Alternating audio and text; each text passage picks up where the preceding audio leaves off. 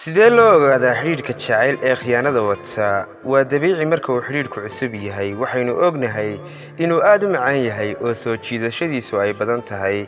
Haddaba waxaa laga yaabaa inaad si fudud ku saadaalisid, iskuna qanciso inuu xiriir fiican noqon doono oo jacayl wanaagsani idinka dhex abuurmi doono. Xiriirkaasna marka aad wakhti yar ku sii jirto oo aad si fiican isu barataan, ayuu soo baxaa qof kasta waxa uu qarinayay, sida dabeecadda iyo waxa runta ah ee uu qofkaasi jecel yahay ama uu neceb yahayba. qodobadan soo socda ayaad ku ogaan kartaa qofka aad xiriirka jacayl la wadid inuu khiyaano wado iyo in kale. Lambar 1, wakhtiga. Maalmihii hore waxaa suurtagal ahayd inaad xiriirkaaga wakhti badan isla qaadan jirteen, sidoo kalena haddaydan isla joogin xataa fariin ama wicitaan telefoonkaaga aad ka heli jirtay. arrimahaas oo ka baxay xiriirkiina, sida bannaanka aad casho isku raacdaan, inaad dalxiis isku raacdaan oo meeshii ka baxda. wakhtigaad wada kulmi jirteen oo isbedela ama yaraada. qofka ku jecel si kasta oo uu mashquul u yahay wuu awoodaa inuu ku soo adiga ama kula kulma xataa haddaad isku meel joogtaan. Lambar 2, markasta caajisnimo ayaad ka dareentaa qofka aad xiriirka la wadid. waa tusaale cad in qofkaasi xiisihii uu ku hayay adiga uu wakhtigiisii dhammaaday.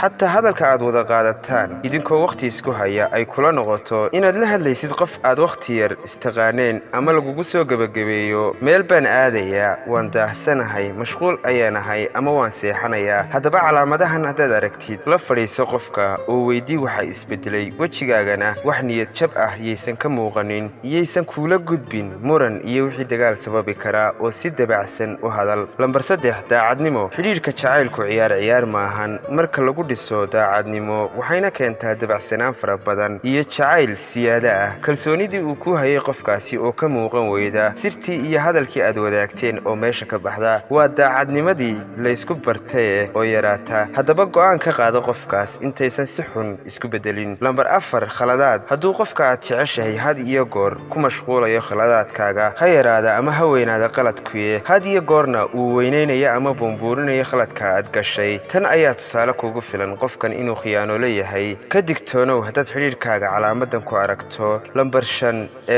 eedayn badan oo aad la kulantid oo khalad walba oo dhaca adiga kugu eedaynaya inaad tahay qofkii sabab u ahaa. runtii qofku jecel weligiis khalad kuguma eedaynayo, xataa haddaad adigu tahay qofka khaladka galay, isaga ayaa dusha iskaga tuura oo marna kulama jeclaa inaad xumaato dareentid. eedayntan ayaa sabab u ah inay daboolaan khaladaadkooda oo ay wakhti aad ku hadashid kuu suurtogelin waayaan qofkaasi. ka soo qaad haddaad soo daahdid sababo gaadiid awgeed, wuxuu ku weydiinayaa meeshaad ku soo daahday qofkaasi, oo wuu kaala hormarayaa su'aasha isagoo si fudud cudurdaar kuu siin kara si aadan u weydiin sababta uu telefoonka kaaga qaban waayay xalay inta aysan iman su'aashaasi. Lambar 6, isbeddel dhaqan. haddaad aragtid qofka aad la socotid oo isbeddel dhinaca labiska ah ku yimaado, sida qaab labiskiisii hore oo isbeddel ku yimaado, ama istaylkiisii oo ka sii fiicnaanaya sidii hore, iyo baarafuunno kale oo aan ahayn kuwii raqiiska ahaa ee uu kugu iman jiray, indhahaaga fur oo waxaa jira qof kale oo ay ka doonayaan soo jiidasho ama ay istusayaan. waxyaabaha habboon inaad ka digtoonaatid had iyo goor ma ahan